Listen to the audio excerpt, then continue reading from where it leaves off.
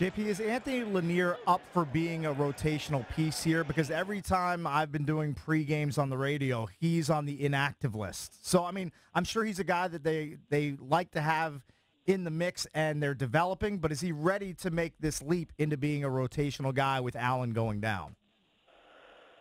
Well, now he has to be. You know, it's no longer a question of can they keep developing him. Now they're going to need him to play.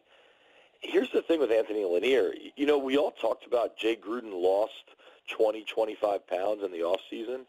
Word was a bet with Anthony Lanier that for every pound Gruden lost, Lanier had to put that on in muscle. They wanted him to bulk up because his frame, if you just saw him, you would think he was more of an outside pass rusher than he is a guy that's able to stay on the inside of that D-line and take on a lot of blockers.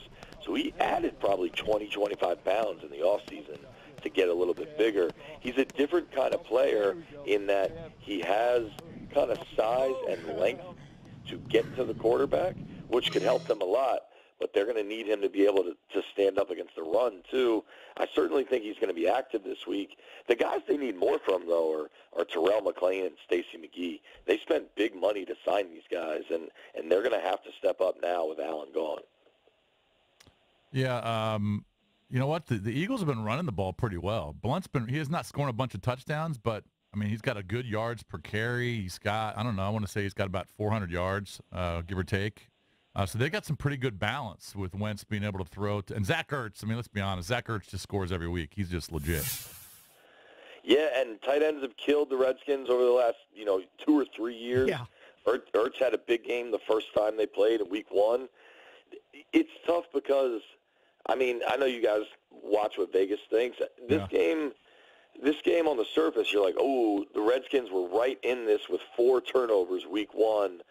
You'd like to gobble up those points. And then you look at the injuries defensively, and it's just you don't know. We'll get to see today. We're back at practice today, so we'll get to see, if any update there is on Bashaud Breeland and Josh Norman, which could make a tremendous impact if one of those guys can go.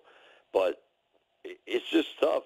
This Redskins team had shown to be pretty good against the Raiders and the Chiefs, and now you just don't know what you're going to get Monday night.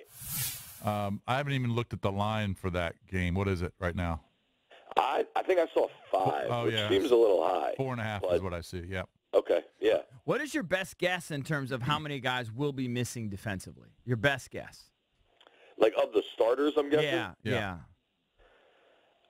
So this is just a total hunch, and I think either Breeland or Norman plays, which will make a big impact. I doubt you miss both of those guys on a month. Those guys, I mean, cornerbacks in general, but those guys in particular want to be out there when the lights are brightest. Monday Night Football against the Eagles for, it's early in the year, but the NFC East division, those guys are going to want to be out there. Allen's obviously missing, and then you're probably missing one of, if not both of those guys. So you're talking at least down 2 starters. Yeah, we were talking yesterday about, like, the biggest surprises for the Skins this year, either positive or negative. And for me, it's the fact that, the emergence of Chris Thompson in the passing game. He's got, I don't know how many catches he got, about 18.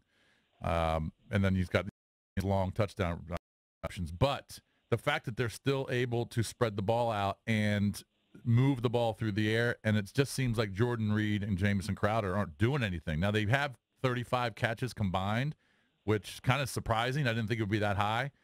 But they haven't scored a touchdown yet. You would think that they would want to get those guys more involved, especially in the red zone. Am I wrong?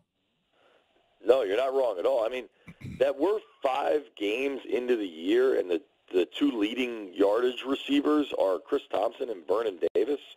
Nobody expected that. And production at the tight end position, I think people expected, but for the yardage of it to be coming from Vernon Davis is totally unexpected. Now, Jordan missed a game, but yeah. I don't know that this can be the long-term plan. And truthfully, I think they've got to get more out of the receiver position.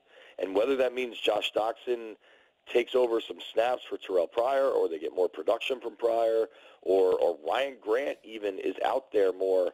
I don't know how they figure it out, but Kirk Cousins has been doing a pretty remarkable job of piling up pass yards. I think he's at, call it 1,350 for the season. He's on track for about 4,300 yards for the year. With the top receiver on this team is Terrell Pryor. He's third as it ranks in receiving yards. I mean, Josh Doxson has 4 catches on the season. 2 of them have gone for touchdowns, but he only has 4 catches through 5 games.